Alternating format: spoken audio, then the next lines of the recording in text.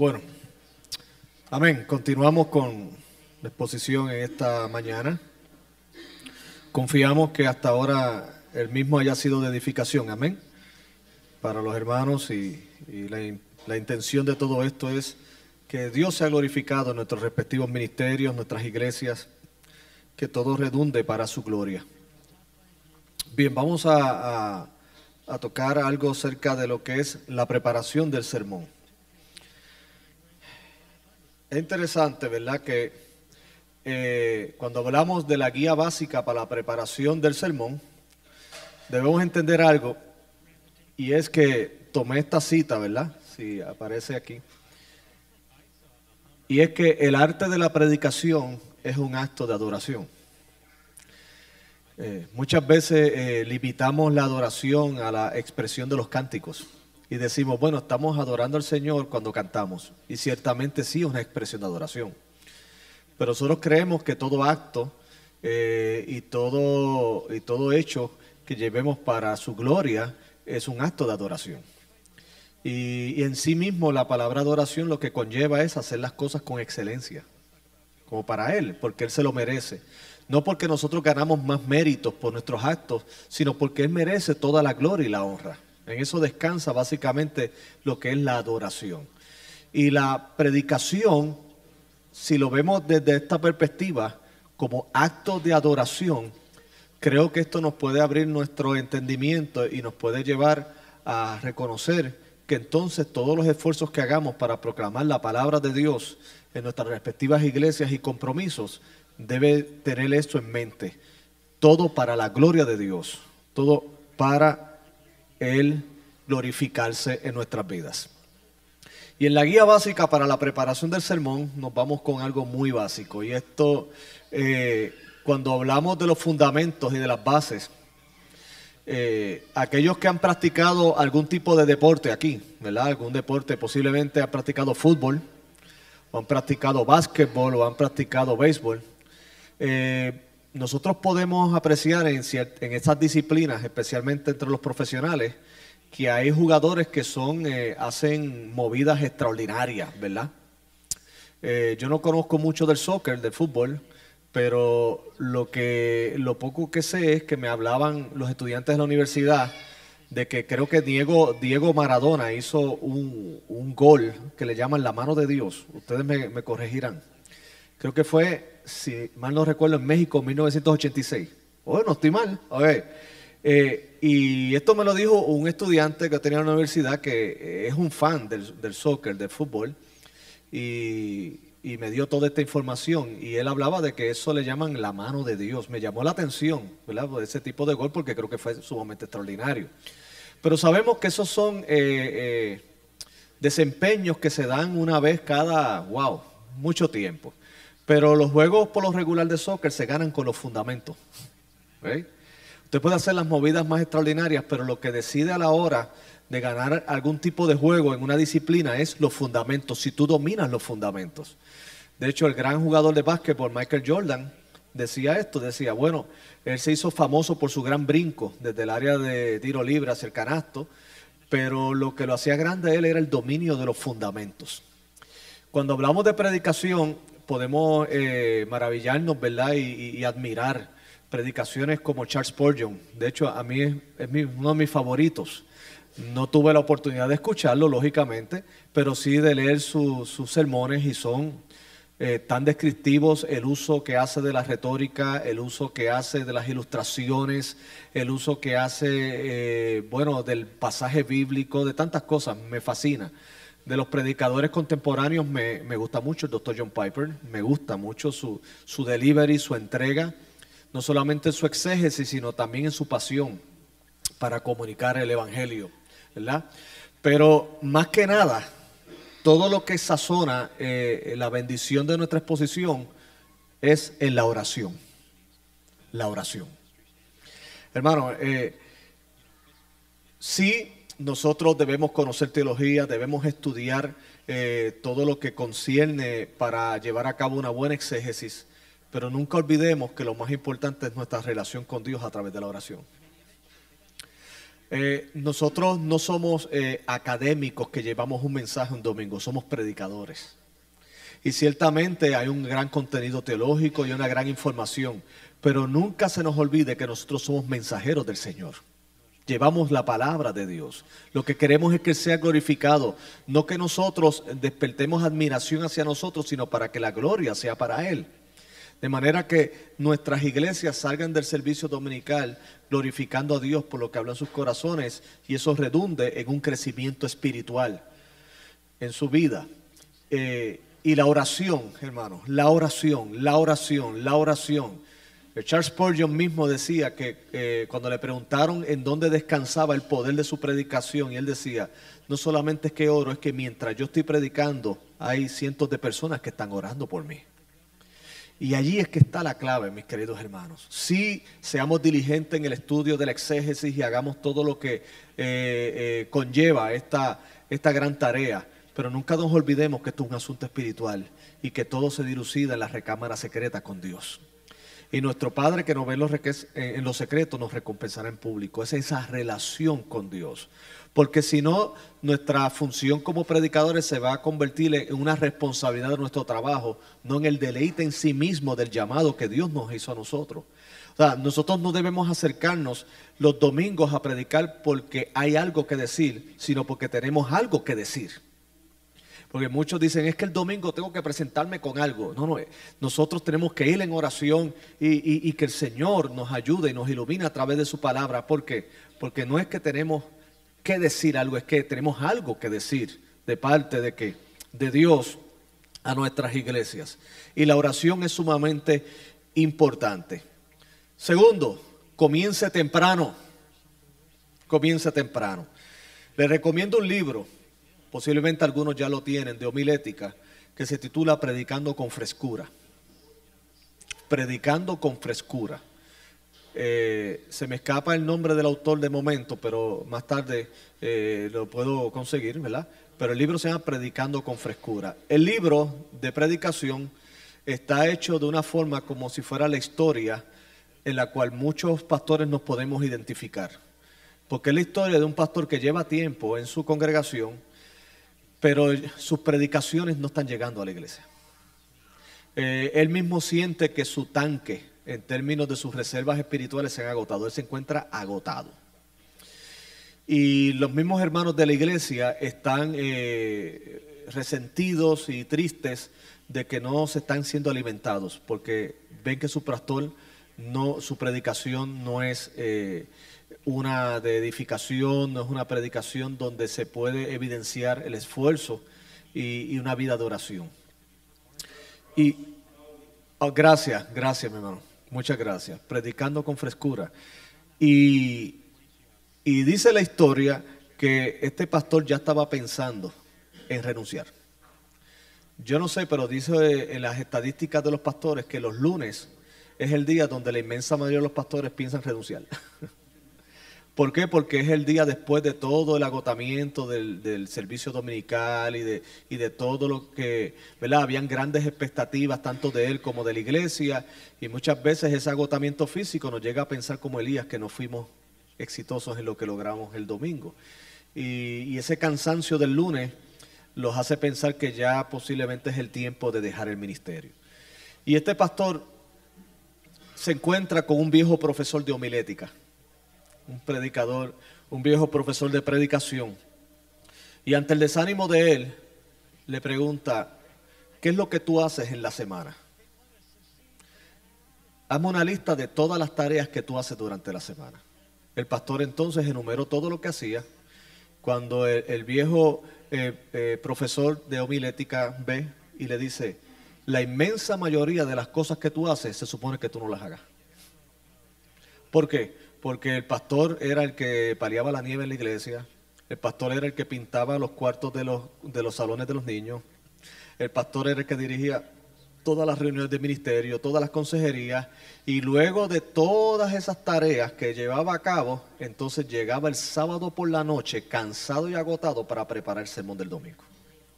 ¿Y dónde se estaba evidenciando en que no estaba dando el máximo para la predicación? Porque los hermanos no estaban siendo edificados. A lo cual el libro entonces sigue su narrativa llevando cómo el pastor tiene que hacer unos ajustes en su ministerio, de manera que hay ciertas tareas que son para delegárselas a los hermanos de la iglesia y que los hermanos puedan comprender que si quieren una buena exposición de la palabra el domingo en la mañana, tienen que darle a su espacio a su pastor para orar y prepararse correctamente. Y les recomiendo este libro, porque uno de los consejos que da es que comencemos temprano. El trabajo del pastor es un trabajo de nunca acabar. De hecho, esta es una de las cosas que se tienen que preparar los que van a comenzar en el ministerio. Esto a diferencia de otras vocaciones donde uno va terminando ciertas áreas de su trabajo y haya esa satisfacción. En este aspecto es que nosotros terminamos de predicar el domingo, ya tenemos que estar pensando en el otro porque ya llegó. Y eso es pensando en que es de domingo a domingo, pero muchos de nuestros servicios tenemos el miércoles. De domingo a miércoles ya hay otra predicación. El jueves hay discipulado. El martes hay entrenamientos si tenemos institutos o las reuniones, sin decirle los business meetings, los famosos business meetings de nuestras iglesias bautistas, ¿verdad? Las reuniones de negocio, donde hay que votar por el color de una silla y una alfombra. Oh, my goodness, ¿verdad? Que luego que uno sale y uno dice, no sé si a usted le ha pasado, pero le abro mi corazón. Y digo, Señor, tú me llamaste para que mi ministerio solamente girara en torno a escoger el color de una silla y ver dos hermanos casi matarse por eso. O sea, yo no puedo creer esto cuando yo creo que lo que tú me llamaste es para impactar el mundo, para que la gente crea en Cristo y las obras del diablo sean deshechas. O eso solamente me pasa a mí, puede ser, yo soy débil en eso, ¿verdad? Pero uno sale como un poquito frustrado desde que dedicó 3 horas de su vida para tratar de convencer a 2 grupos que uno piensa que las sillas deben ser azules y otras rojas, ¿verdad? ¿Ok? Y pues todas estas situaciones se presentan en la semana. Y nosotros debemos educar a nuestras congregaciones de que la tarea de predicar es una tarea primeramente de prioridad, como ocurrió en Hechos capítulo 6, donde los apóstoles, viendo que las viudas eran desatendidas, pero que ellos no podían dedicar ese tiempo porque ellos tenían que dedicar tiempo a la oración y a la palabra, escogieron 7 varones llenos del Espíritu Santo de Dios y los escogieron para esa noble tarea, porque la idea es que ellos pudieran dedicarse a lo que Dios los llamó. Ciertamente los pastores hacemos visitas, atendemos enfermos, atendemos en consejería a los hermanos, pero hay otras tareas que sencillamente se pueden delegar, que nos roban de nuestro tiempo, porque también tenemos que darle tiempo a nuestras familias. Y el comenzar temprano es una muy buena disciplina. O sea, ya acabó el domingo, ya el lunes debemos ir pensando y orando cómo vamos a prepararnos para el otro domingo.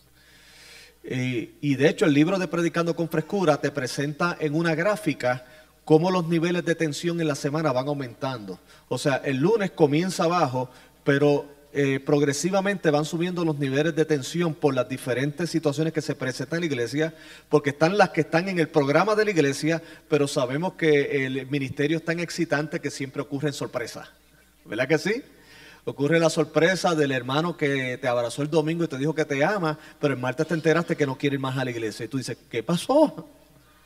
¿Qué pasó si él estaba feliz el domingo? Bueno, eso pasa en Puerto Rico, a lo mejor en Utah no pasa, ¿verdad?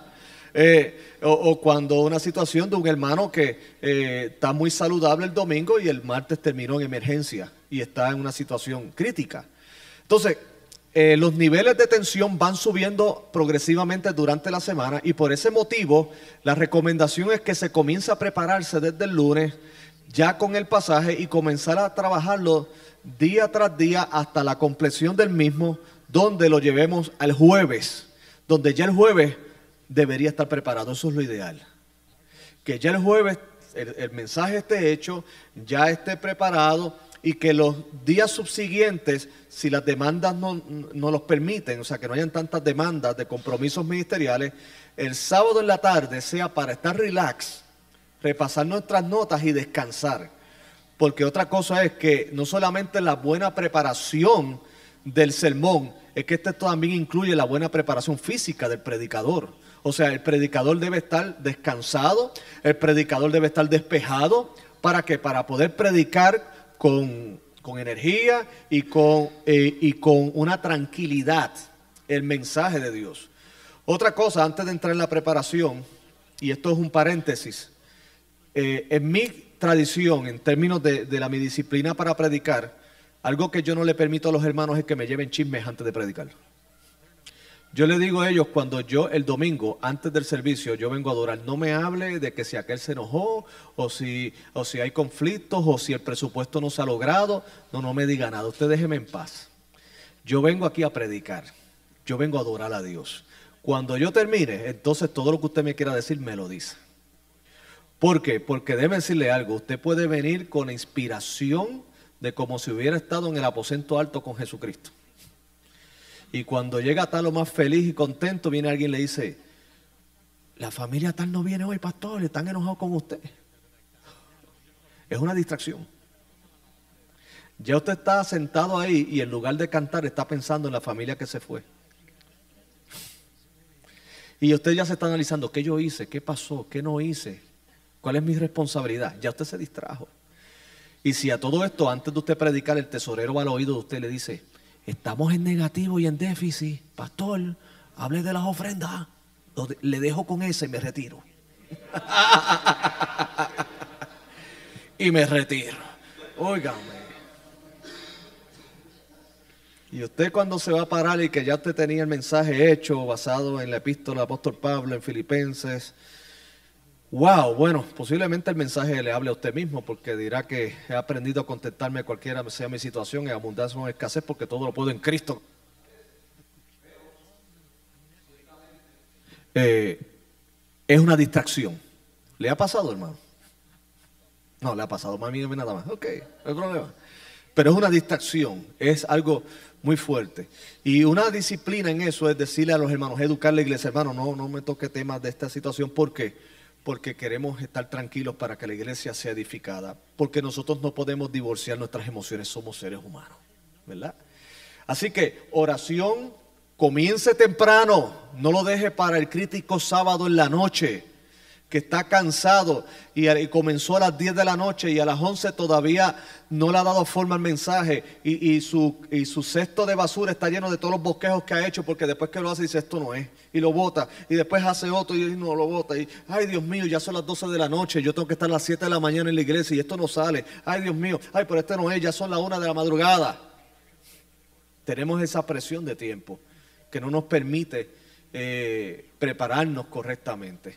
Entonces, una vez que hemos orado y hemos comenzado temprano, hermano, pues lo básico, examine el contexto del pasaje. Una vez que ya usted tiene el pasaje, si usted está predicando expositivo, pues ya tiene ante su consideración el texto que va a exponer. Y entonces comience a examinar el contexto del pasaje, comience a investigar con las preguntas que yo le compartí previamente acerca de a quién va dirigida la audiencia, cuáles son las diferencias culturales, qué lo estaba ocurriendo. Comienza a investigar sosegadamente. Por la gracia de Dios, hoy día contamos con excelentes recursos de comentarios bíblicos que nos ayudan en la exégesis, comentarios exegéticos y tantas cosas muy buenas. De hecho, está en un programa que está en computadoras que tiene miles de tomos de comentarios bíblicos y de libros de contexto que nos ayudan muchísimo. Ahora con un botón ya tú puedes tener en la misma pantalla de la computadora varios comentarios abiertos simultáneamente. O sea que esto, hermano, es una bendición, ¿verdad? Yo vengo de la vieja escuela, todavía sigo haciendo los sermones en una libreta. Todavía, porque no soy tan tecnológico, yo soy de la época del Atari. O sea, yo no. Y todavía estoy aprendiendo. Mis hijos me regalaron un teléfono inteligente de estos, pero el que lo usa no es tan inteligente. Así que yo necesito que continuamente, porque lo único que sé es prenderlo, llamar y accesar las redes sociales. Es lo único que sé hacer. Y mi hijo me decía, papi, tú puedes hacer las notas de tus bosquejos de sermones ahí. Tú puedes grabar esto, tú puedes hacer lo otro. Y yo dije, wow, yo no sabía que yo tenía tantas cosas, pero es que no sé usarla, Carlito. O sea, yo estoy en ese proceso de aprender. Y por lo tanto, en lo que aprendo, todavía estoy con todos los libros en mi escritorio, con los papiros, ¿ok? Y estoy todo y con la libreta y haciendo el bosquejo y trabajando con él, porque es lo que me siento cómodo, porque es lo que domino. Pero ahora que está la tecnología y usted tiene acceso y la domina, hermano, es una gran bendición. Examine el contexto del pasaje y determine la idea central del pasaje. O sea, ¿qué es lo que dice el pasaje? ¿Qué es lo que en este caso el apóstol Pablo o Jesucristo, cuál era el centro de lo que ellos querían exponer? Por ejemplo, si usted está examinando Primera de Corintios 13, pues muchas veces el epígrafe, o sea, el título que nos trae las versiones de la Biblia, pues nos da una idea de lo que es el tema del pasaje y nos dice, pues, la preeminencia del amor. Pero entonces, si el tema central es el amor, ¿por qué el apóstol Pablo está hablando de la preeminencia del amor en ese contexto? ¿En base a qué dificultades? ¿Por qué quiere reforzar? ¿Cuál es el argumento que utiliza para llevar esa idea? Entonces determinamos la idea central del pasaje y con ello, pues entonces vamos preparando lo que es el bosquejo o el manuscrito. Hay diferentes estilos, ¿verdad? Hay personas que escriben todo su sermón, lo hacen. Uno de los pastores que yo tuve era un tipo de predicador que él escribía todo, absolutamente todo. O sea, tú podías escucharlo y luego si él te facilitaba las notas, era, bueno, repasar lo que él hizo. Y eso es un estilo muy bueno, ¿verdad? Y tenía una habilidad también, porque hay personas que pueden hacer un manuscrito, pero se quedan solamente leyendo. Recordemos que la predicación, el arte de la homilética, no es dar una clase, es tener inclusive conexión con la audiencia. Y el manuscrito es bueno, pero es importante que sepas usarlo de una manera que no luzca mecánica, sino que pueda fluir naturalmente a la audiencia, de manera que ellos puedan percibir que esa información, ese mensaje está fluyendo de una manera natural. O sea, que no nos quedamos leyendo ahí, y simplemente recitando todo lo que hayamos escrito sin tener un contacto con la audiencia, porque esa es la naturaleza misma de la exposición, porque la predicación es un arte y tiene que ver con oratoria, tiene que ver con conexión, tiene que ver con el emisor y el receptor. El emisor lleva el mensaje, el receptor lo recibe y cómo él lo va procesando, especialmente los tonos de voz.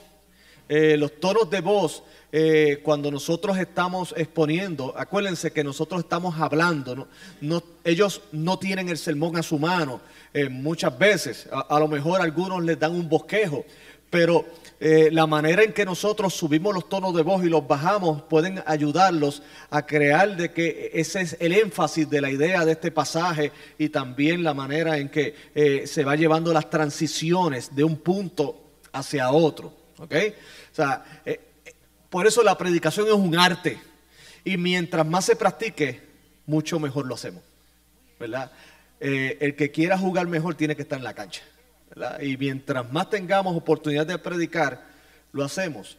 Déjeme decirles, las primeras predicaciones no quedan en la mayoría de nosotros.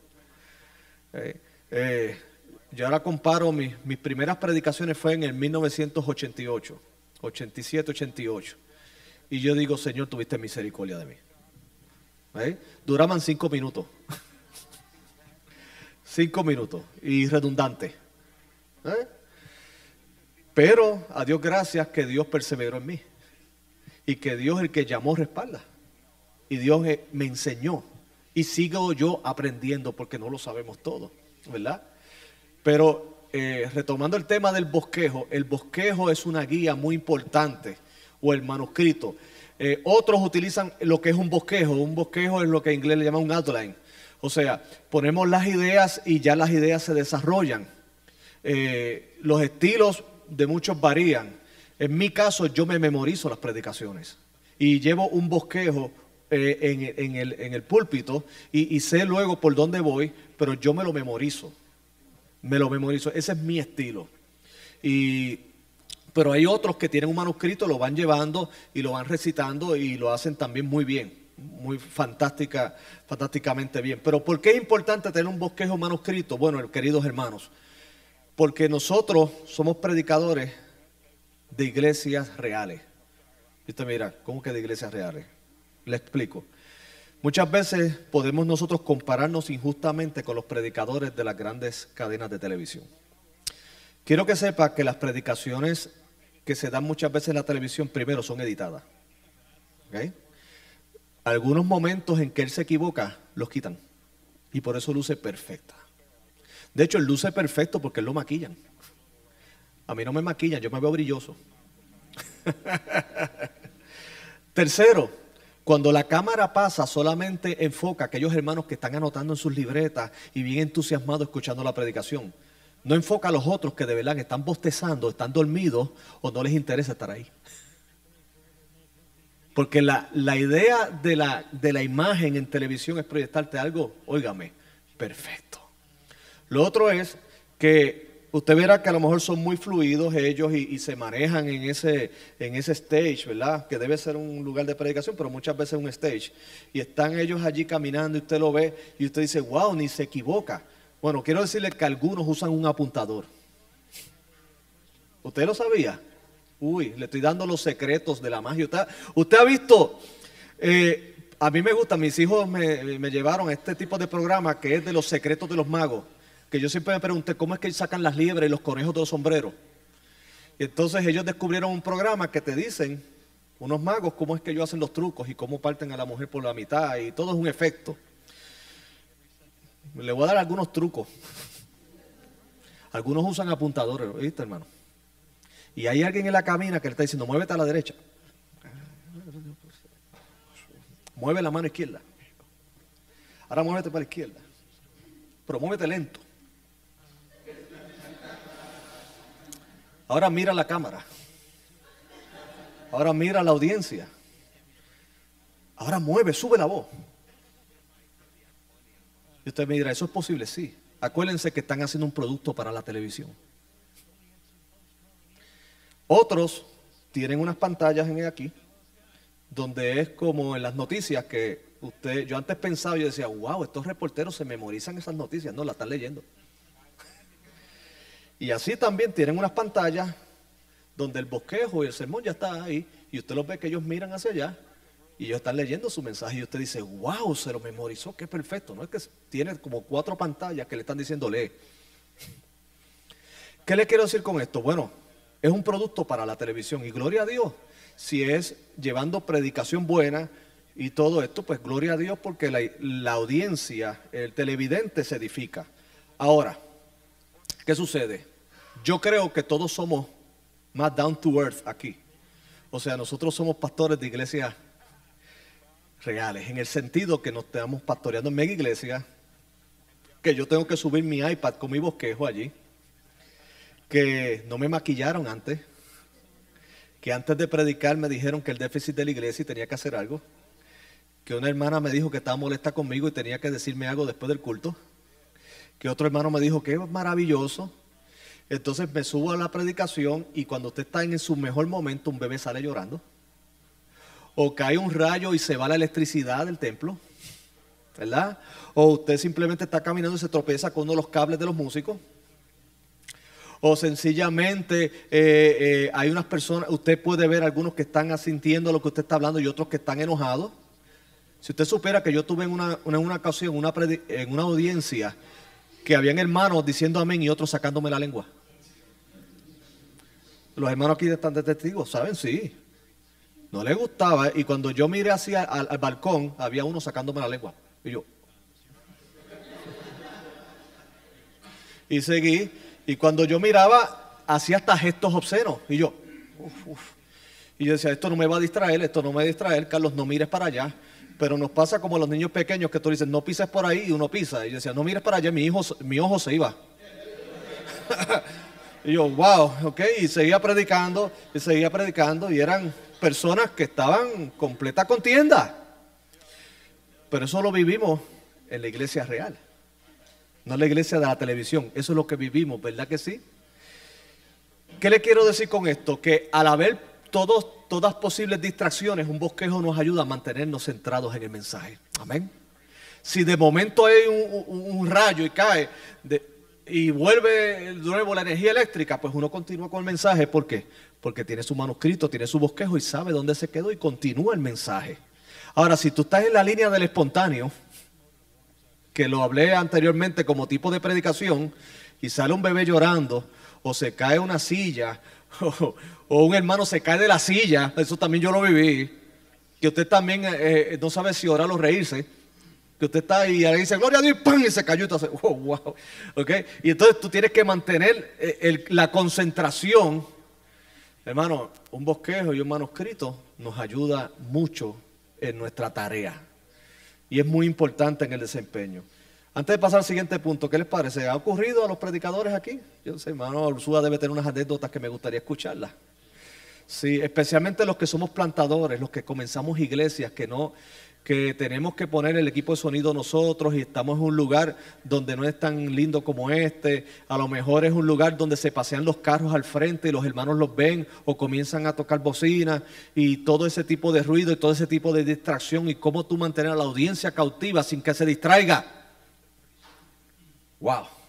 Hermano, yo de verdad le tengo un gran respeto a la predicación y a los predicadores y Dios me los bendiga siempre. Antes de pasar al siguiente punto, hay personas que creen que la predicación la hace cualquiera. Un hombre se me acercó en una ocasión que asistía a la iglesia y me dice, si a ti te pagan más que por predicar, oye, te estás robando el dinero porque eso lo hace cualquiera. Y yo le dije, pues vamos a hacer algo, hazlo tú. Hazlo tú. Me dice, ¿cómo es? Pues bueno, si eso es fácil y eso lo hace cualquiera, pues mira, tú predicas un domingo frente a 700 personas. Y me dice, ¿ante qué? Bueno, en aquel momento 700 personas habían.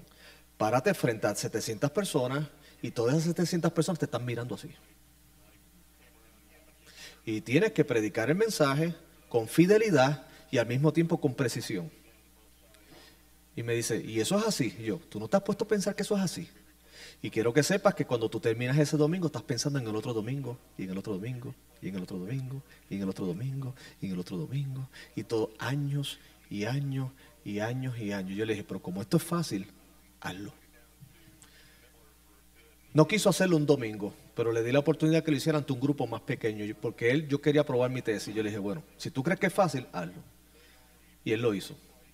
Se paró y tartamudeó más que Moisés ante Faraón. Parecía un carro que no prendía. Y él trataba de entrar en el tema, y entonces luego comenzó a ver hermanos que hacían, hacían así. Y él comenzó a ver las impresiones de ellos y eso como lo sonrojó más. Y bueno, luego de 20 minutos que lucieron como una eternidad para él y para la audiencia, él terminó, porque tampoco supo aterrizar. Cuando se bajó, yo le dije, ¿quieres agua? Me dice, no, lo que necesito es una Xanax. Y yo le dije, no es fácil. Me dice, no, mira, yo no vuelvo a hacer esto. Perdóname. Esto no es para todo el mundo. ¿Saben qué? Yo aprendí algo tanto en los deportes, porque fui atleta en un momento dado, y ahora en esto de la predicación. Cuando una persona predica y parece que es fácil, es porque realmente domina lo que está haciendo. El hijo mío le gustaba mucho el baloncesto y él veía los juegos de LeBron James y después me llegó a decir, oye papi, eso debe ser bien fácil. Y yo, bueno, cuando entró en equipo, que mi hermano Goy fue el que le enseñó a jugar baloncesto a mi hijo, él fue. Y no era lo mismo jugar frente al canastito de la cancha, a frente de casa, ¿te acuerdas? Que yo le compré en Toys R Us, que cuando estaba con 4 compañeros y él tenía que ser el jugador playmaker que bajaba la bola, y él me decía, papi, cuando yo entré a la cancha y veía a los 4 compañeros más los 5 que estaban allí por quitarme la bola, yo no sabía ni qué hacer. Y yo decía, Dios mío, si esto parece fácil. Y yo le dije, ¿sabes por qué? Porque Michael Jordan es tan bueno que lo hace de una manera que parece fácil, pero es porque él es muy bueno lo que hace. Pero ¿sabes qué? No es fácil, tienes que practicar mucho para lograr eso. Y en esto, mis queridos hermanos, amor, algunos lo verán sencillo, pero mientras más efectivo es un predicador es porque más tiempo le ha dedicado para llevarlo a cabo. Luego del manuscrito y el bosquejo, wow, hermano, el título. Los mensajes deben llevar título. Ahora, ¿de dónde usted saca el título? Del exégesis que usted le hizo del pasaje. Y muchas veces el título puede venir en la serie de mensajes del tema primario del libro en cuestión. ¿Cuál es el tema teológico? Por ejemplo, en Colosenses, Yo creo que resulta bastante fácil descubrir cuál es el tema del apóstol Pablo en Colosenses. ¿Cuál es el tema? La preeminencia de Cristo. Cristo es preeminente ¿sobre qué? Sobre la creación, sobre las potestades, sobre todas las cosas.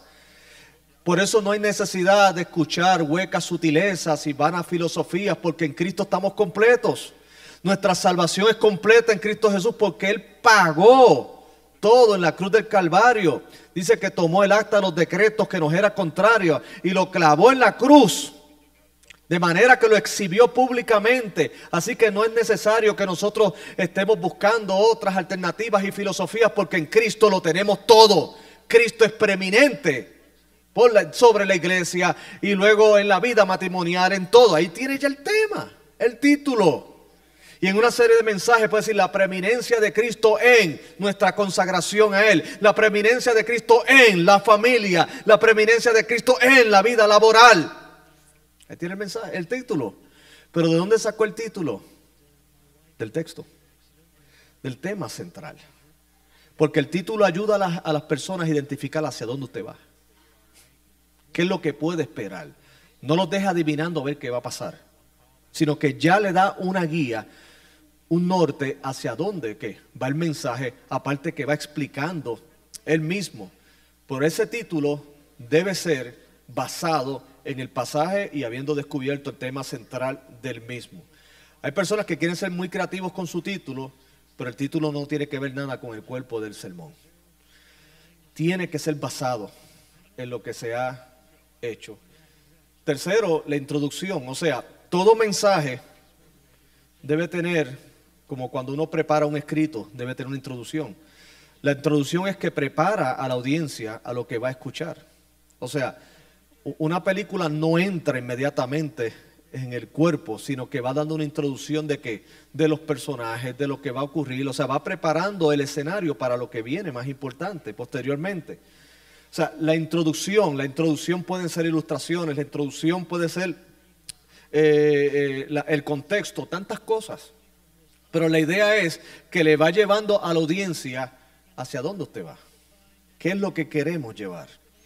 Haciendo un ejemplo de Colosenses, de nuevo, si hablamos de la preeminencia de Cristo en las relaciones familiares, la introducción correcta podría ser, ¿verdad? Una sugerencia, podría hablar de cuál es la situación de las familias aún dentro de la fe cristiana y de los evangélicos. ¿Qué dicen las estadísticas acerca de cuál es el tasa de divorcio entre matrimonios cristianos comparado con las personas del mundo? Y le digo esto porque en una ocasión leí una estadística que me horrorizó. Y era que el nivel de divorcio dentro de las iglesias estaba tanto o igual o más que en el mundo. Le voy a decir algo, eso crea un shock a la audiencia porque muchos no lo sabían y sé que ahora muchos están abriendo los ojos. Wow. Entonces está estableciendo cuál es el problema. ¿Cuál es la solución? Según Pablo en Colosenses, tiene que estar Cristo preeminente en el hogar. Porque la naturaleza misma de Cristo en nuestras vidas no es para que sea parte de una escala, es que Él tiene que estar por encima de todas las cosas. Gloria a Dios. Y entonces por ahí desarrollamos los consejos paulinos que tienen que ver con el desarrollo de la familia y de su desempeño para que no sea disfuncional. Entonces ahí tenemos una idea de cómo vamos llevando a la audiencia, ¿verdad? A la audiencia en cuanto al contenido de ese mensaje. Y luego lo que yo propongo, porque hay muchas maneras de hacer manuscritos y bosquejos, esto es simplemente una guía muy general, tiene que ver con el desarrollo, o sea, cómo usted va desarrollando esas ideas, esos conceptos, ¿verdad? Cómo usted lo va presentando. En la homilética, al ser un arte, tiene que llevar un orden lógico, o sea, tenemos que ponernos en el lugar de la audiencia de cómo vamos asimilando la información que estamos llevando, el mensaje. De manera que tiene que tener una progresión y unas transiciones naturales. Cuando paso de la introducción al desarrollo debe haber una transición, o sea, puede ser una ilustración, un pensamiento. La cuestión es que sea algo conectivo, que no pase abruptamente de aquí hacia allá, sino que vaya suave por ahí, ¿verdad? Y vaya naturalmente fluyendo en la predicación. El desarrollo tiene que ver con toda esa exposición de los pensamientos y de las ideas que está llevando. Repito, esto es algo básico, ¿verdad? Porque hay muchas maneras de hacer el bosquejo, pero estoy dando las generalidades del mismo. Lo otro es los puntos principales. ¿Cuáles son las ideas? O sea, ¿qué es lo que usted quiere llevar? Pero cuando digo lo que quiere llevar es lo que ha descubierto del pasaje. ¿Okay? Muchas veces en los puntos puede ser la misma idea, luego llevando y reforzando la otra. Por ejemplo, si es la preeminencia de Cristo en la familia, podría ser el primer punto. La preeminencia de Cristo en la familia va expresada ¿en qué? En el trato del esposo hacia la esposa. La preeminencia de Cristo en el trato de la esposa hacia el esposo, se desarrolla, de los hijos con los padres, y va desarrollando porque lo que es el fundamento de cómo debe ser la familia es Cristo. Porque otra cosa, nuestras predicaciones siempre tienen que tener a Cristo. Amén. Tiene que tener a Cristo. Si no tenemos a Cristo, pues simplemente es posiciones moralistas lo que estamos llevando. Es llevar a Cristo en cada una de nuestras predicaciones. Como decían los antiguos predicadores, en cada parte de la Biblia sale sangre y se oye fuerte, pero lo que tiene que ver es que la sangre de Cristo que nos ha limpiado tiene que estar ¿qué? Presente. La aplicación, ¿cómo eso aplica a mi vida? Una de las grandes críticas que yo he escuchado a la predicación expositiva de parte de sus detractores, y creo que hay que escuchar las críticas también, es que algunos han escuchado predicadores que son profesores hablando en un altar, no predicadores. Lo que hacen es que todo lo que aprendieron del griego lo zumban en el mensaje del domingo. Porque el griego dice, la logos, qué sé yo, y esto quiere decir aquello, quiere decir lo otro, y también descubrí que aquel dijo esto, aquel lo otro. Según nosotros hacemos una exégesis del pasaje, también tenemos que hacer una exégesis de nuestra audiencia. ¿Qué me refiero yo de exégesis de mi audiencia? Yo tengo que conocer a quien yo me dirijo. Una señora, en una ocasión, llevaron un joven seminarista y estaba con fiebre de seminarista. Y el pastor le dio la oportunidad de predicar y escogió predicar de Romano. Él elaboró un título que yo he dado clase en universidad no lo entendí, porque se elaboró de una manera tan intelectual que honestamente, hermano, yo creo que yo necesitaba otro degree para entenderlo. Se fue que no sé si era el impacto de la neumatología en la constricción de yo no sé qué. ¿Qué ocurrió? El asunto es que la audiencia la componían personas que no tenían escolaridad. La audiencia eran personas inteligentes, pero no habían sido expuestas a un vocabulario tan elevado. Y luego en el desarrollo de su mensaje comenzó a citar a Kierkegaard, a los grandes filósofos existencialistas. La doña ama de casa que estaba allí miraba a su hija y decía, yo no entiendo lo que está diciendo él. Y alguien decía, oye, parece que sabe mucho, sí. Pero tú entiendes, no sé lo que dice, pero debe saber mucho. Y entonces comenzó después a citar a Schleiermacher y a Rudolf Bultmann, y por ahí se fue y estaba el señor campesino que no entendía nada de lo que estaba diciendo él. Lo peor es que ni el pastor lo entendía. Y luego de terminar toda una exposición no dio ninguna aplicación, nada, solamente fue una manifestación de todo su conocimiento académico teológico. Las personas pues salieron peor que como entraron. ¿Por qué peor? Porque entraron con una expectativa de que Dios le hablara y salieron confundidos de que no entendieron lo que debió haber dicho Dios. Hermenéutica tiene que ver, la palabra hermenéutica, etimológicamente hablando, viene del dios Hermes de la mitología griega, que era el mensajero de los dioses. Era el que comunicaba el mensaje de los dioses a la gente común. La idea es entender, no impresionar. Lo que queremos es que la gente entienda el mensaje, gloria a Dios. Y nosotros tenemos que conocer nuestra audiencia. Si es una audiencia de personas que no han tenido altos niveles de escolaridad, hay que ayudarlos. Y hay que entonces comunicarnos de manera que ellos comprendan. Y luego en la educación y la formación que tenemos en la iglesia, ellos van a seguir creciendo, gloria a Dios. Pero si mi intención es impresionarlos, yo le admito que yo soy reformado, pero a veces tengo problemas en mis propios círculos reformados. Porque hay ocasiones que me invitan a predicar y yo sé que la expectativa de algunos es que yo me vaya con el griego y cuando yo lo que sé es español y un poco de inglés. Yo estudié griego en el seminario y todo esto, y creo que hay que conocer los idiomas originales para hacer la exégesis, pero entiendo que la predicación es ser entendido. Y que mi propósito, hermano, no es impresionarte a ti, es que tú salgas glorificando a Dios. ¿Verdad? No es que no conozcamos esos términos porque los estudiamos, pero hay veces que, y aún esa es la debilidad y tenemos que hacer la crítica constructiva en nosotros mismos. ¿Queremos impresionar o queremos glorificar a Dios con el mensaje? Queremos que salgan diciendo, oye, qué intelectual ese hombre. O queremos que las personas salgan con el corazón arrodillado delante de Dios. ¿Verdad que sí? Porque en todo esto no queremos distraer la atención ni opacarla a Cristo, es que Él tenga la gloria en todo. Y los puntos principales deben llevar una aplicación, o sea, que los hermanos sepan qué es lo que estamos llevando y cuál es el mensaje que Dios tiene para su vida. Y por último, pues, la conclusión es aterrizar el avión. Aterrizar. ¿Cómo se concluye? Bueno, puede ser con una idea que cierre todo el contenido, puede ser con un resumen de todo lo que se habló, ¿verdad? Y luego un reto, porque hermano, los predicadores retamos. ¿Qué vamos a hacer con esto?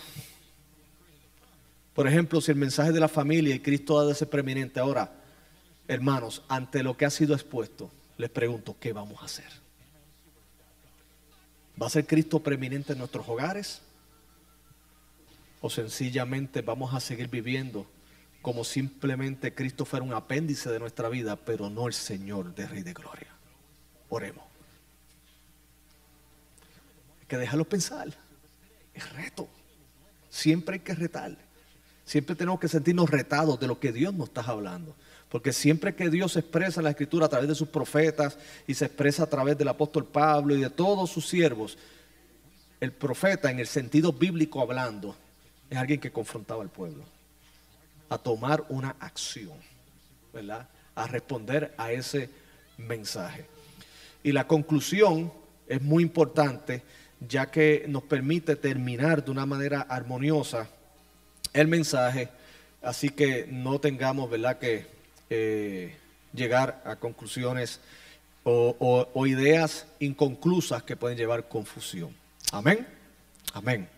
Bueno, antes de terminar, esta otra parte le toca al hermano Ursúa, pero hermano Luis, ya estamos terminando. Si tienes alguna sesión de preguntas para que ellos hagan, ¿verdad?, o la parte que corresponde, pues.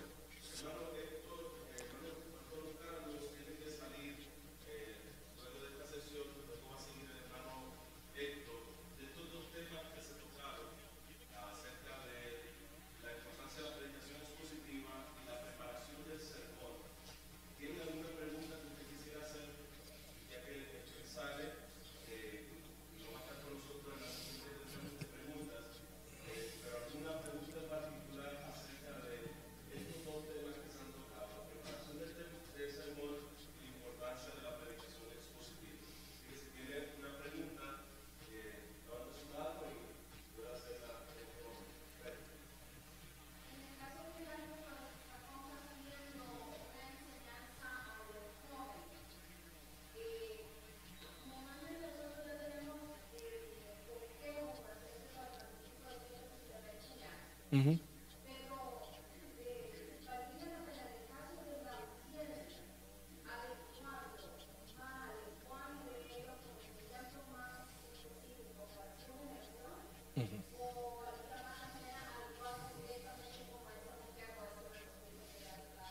Ok.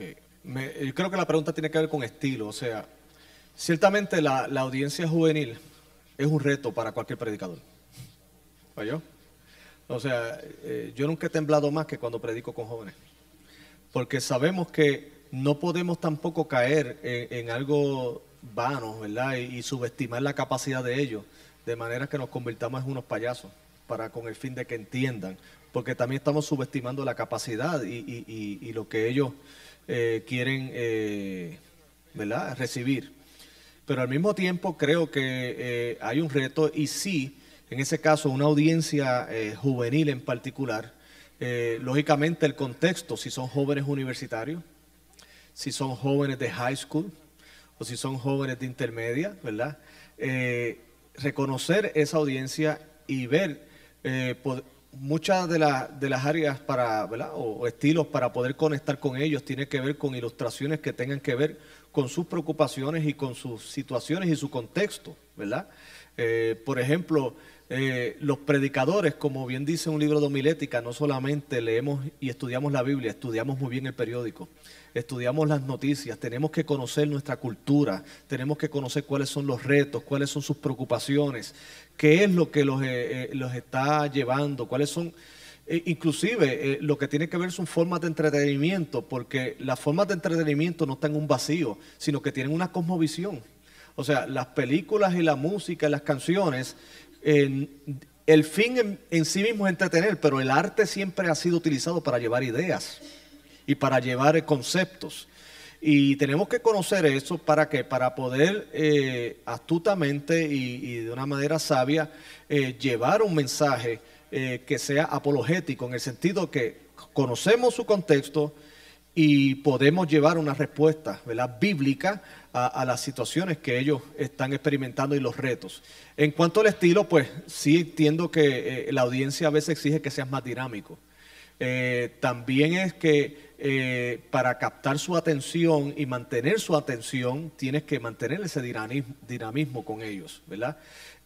Así que creo que podemos, respondiendo a su pregunta, una vez que hemos reconocido esa audiencia y reconocido sus particularidades, entonces pues siendo fieles al mensaje y lógicamente no rebajándonos, podemos ser efectivos en llevarle el mismo. Sí, hay que reconocer esa audiencia. Es como le dije también, de audiencias, ¿verdad? Iglesias rurales, personas que son que no tienen mucha escolaridad. No es lo mismo que en la ciudad. Yo me he visto en esa circunstancia y a la verdad es que son retos muy positivos para nosotros como predicadores porque crecemos.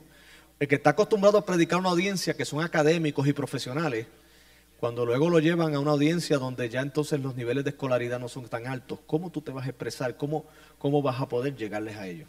Y definitivamente yo les recomiendo a los hermanos que aunque sea con temor y temblor, nunca evite una invitación a la audiencia que sea.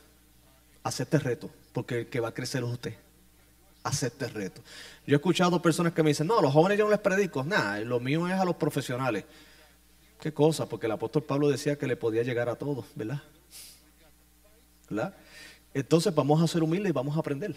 Vamos a aprender cómo llegarles. ¿Por qué? Porque en una iglesia que tenemos, nuestras audiencias son mixtas. Los que plantamos iglesias, nos llega un profesional y nos llega alguien sin escolaridad y es parte del mismo cuerpo. ¿Y cómo llegamos a las dos audiencias? Glorificando a Dios y que ambos comprendan el mensaje. Ese es el gran reto. Amén. Gracias, hermana, por la pregunta. Por acá, Beatriz. Beatriz, ¿verdad?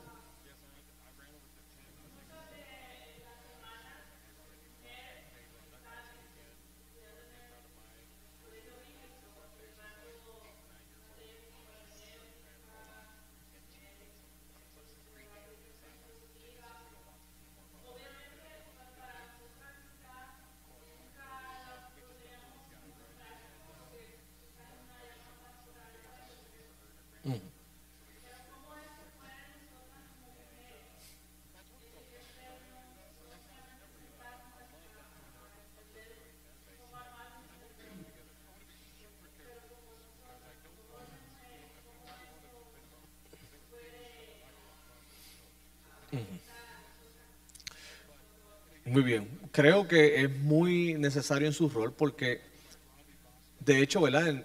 Nosotros pues reconocemos el ministerio pastoral del hombre, ¿verdad? Y de su exposición pública, pero las damas enseñan también a las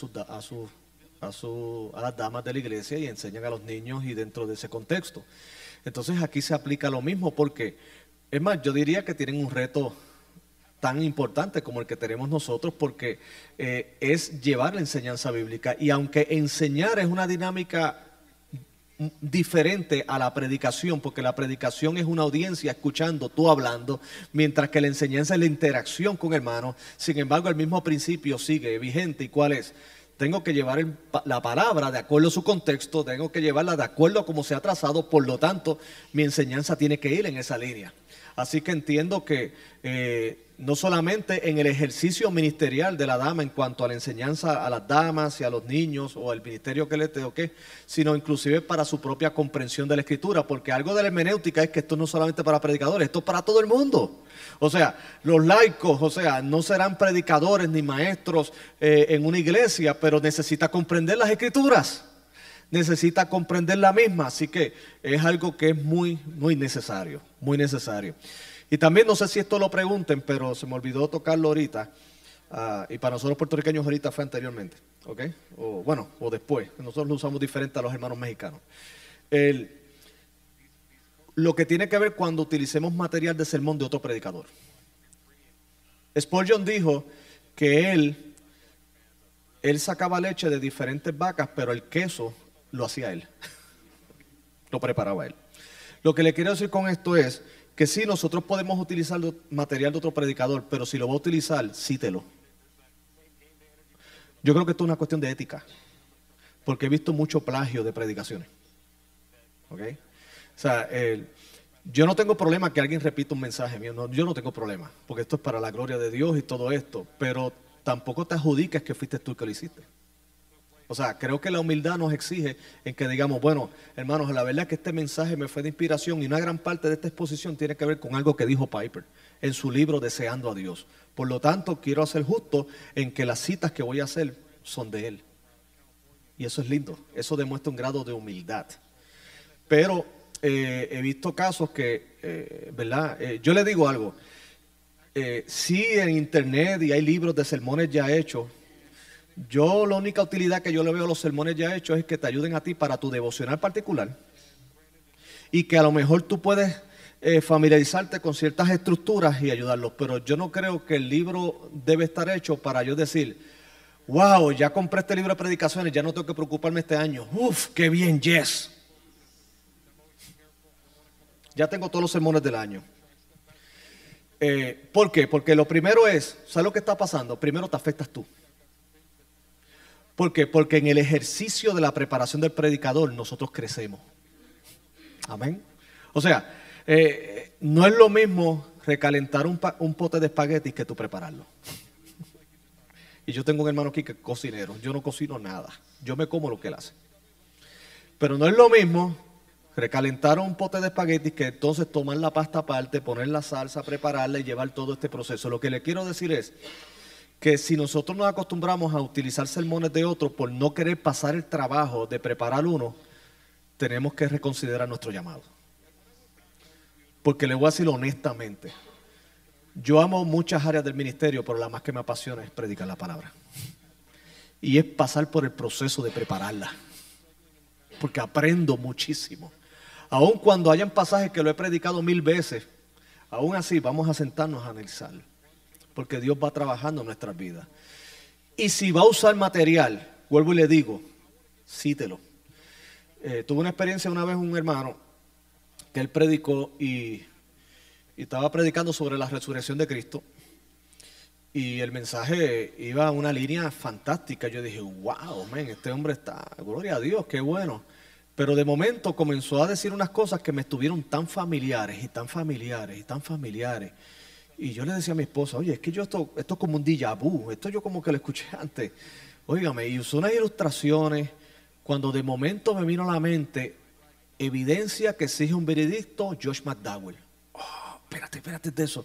Entonces, era en la iglesia que yo pastoreaba, que yo estaba plantado en aquel momento, me fui a mi oficina y busqué el libro. Cuando me siento, oye, él estaba repitiendo todo un capítulo del libro. Y yo dije, oh, qué bien, no hay problema. Pero cuando terminó, dijo, hermanos, le doy gracias a Dios porque todo el esfuerzo que hice para estudiar este pasaje y llevarlo a ustedes, yo dije, oh, no hagas eso. No, eso no se hace. ¿Por qué? Porque yo sé que estaba exactamente igual que el libro. Y cuando terminó, yo le dije, hermano, la exposición estuvo muy buena, pero Josh McDowell lo inspiró a usted. Y él me dijo, ¿cómo va a ser? Y yo, bueno, si no, óigame, esto es ad verbatim, esto es... Y él me dijo, no se lo diga a nadie, brother, de verdad, vamos a dejarlo ahí. Es que yo estaba tan ocupado esta semana que no me dio tiempo. Y yo dije, mira, mi problema no es que utilizaste ese material, el problema es que tú te lo acreditaste. Y para mí esto tiene un problema ético. tienes que entonces luego decirlo. Si no lo vas a decir tú, lo voy a decir yo. Él no lo dijo y yo me paré al frente de la iglesia y dije, hermano, tremenda exposición. Y de hecho, él se inspiró en el libro de Josh McDowell, Evidencia que es un veredicto, de lo cual yo les recomiendo. Hermanos, porque es parte de nuestra ética pastoral. Amén. Un pastor en una ocasión, esto me lo dijo un pastor presbiteriano, amigo mío, llevó un predicador invitado a la iglesia y él pues comenzó a predicar y dentro de la ilustración comenzó a hablar de sus vacaciones en las montañas de Aspen, Colorado, algo así. El pastor que lo conocía me decía, si este no ha salido ni de Culebra. Culebra es una isla que está en Puerto Rico, es una isla municipio. Y el amigo me decía, oye, pero ¿de qué está hablando este color si este no sale ni de Culebra? Entonces, y comenzó a hablarle unas cosas y todo esto. ¿Qué sucede? Él lo que hizo fue que desprendió unas páginas de un libro de sermones de Billy Graham y comenzó a predicar. Hermano, hay que tener ética. Y sobre todas las cosas, gran consideración en nuestra audiencia. ¿Por qué? Porque la predicación, el arte de la predicación es un acto de adoración. Amén. Y si va a usar material de otro, gloria a Dios, pero dígalo, este material lo inspiré de Piper o John MacArthur o Juan Calvino, Spurgeon, Luis Soto, que sea, de Joe Concepción. Ese material fue de ellos y fue de edificación a mí y yo se lo quiero compartir a ustedes. Amén. ¿Alguna otra pregunta?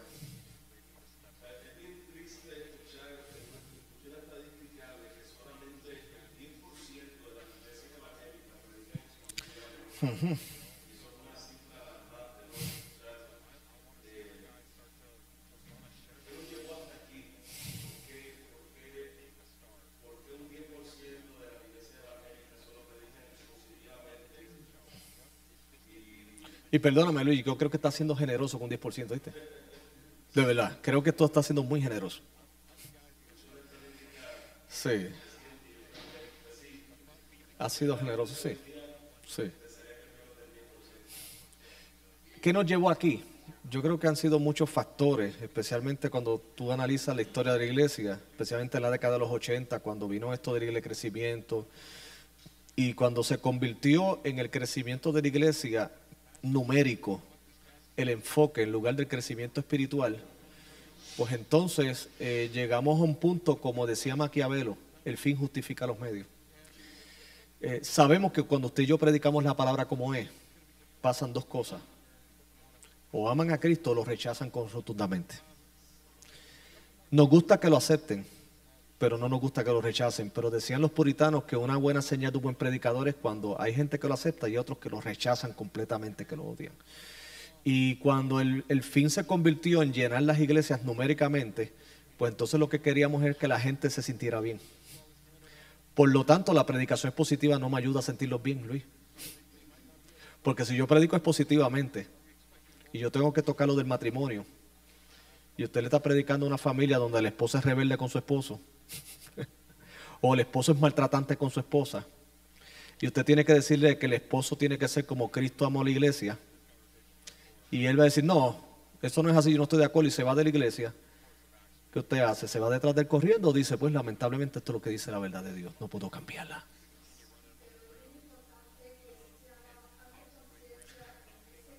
Uh-huh.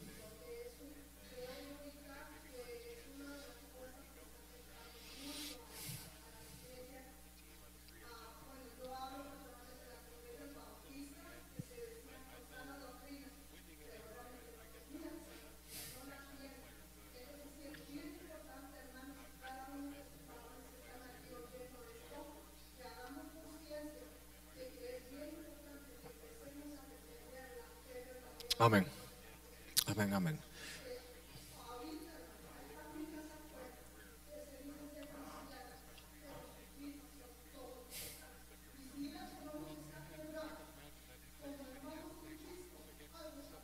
Amén, amén.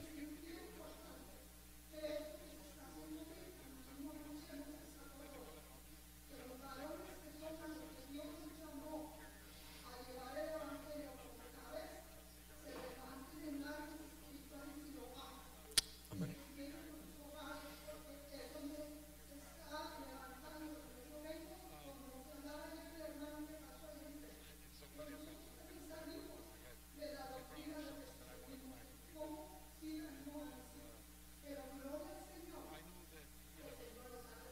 Amén, amén.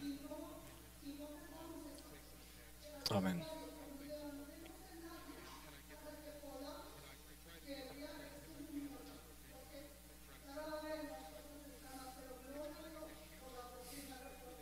Amén. Sí.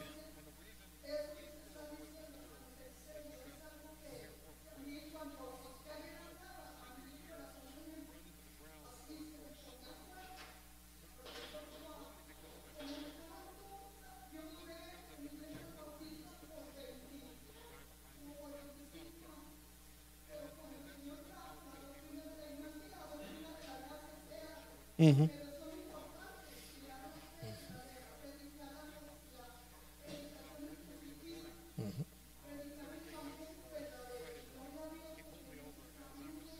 Amén. Amén. Amén.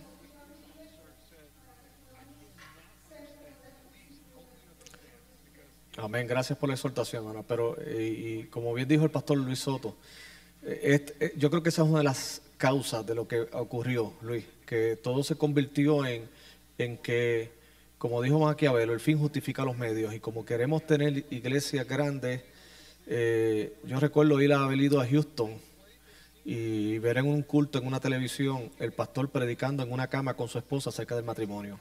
Yo dije, ¿qué nos pasa? Porque él estaba enseñando sexualidad con una cama en el púlpito con su esposa. Yo dije, Señor, ¿qué nos pasa? De verdad, a mí me da tristeza. O sea, ¿por qué? Porque la iglesia ha creído que arrodillándose ante el mundo es que va a tener los resultados espirituales. Y es ante de rodillas, ante el Señor, es que tenemos los resultados espirituales, ¿verdad? Así que, nada, gloria a Dios y gracias por la oportunidad, hermano.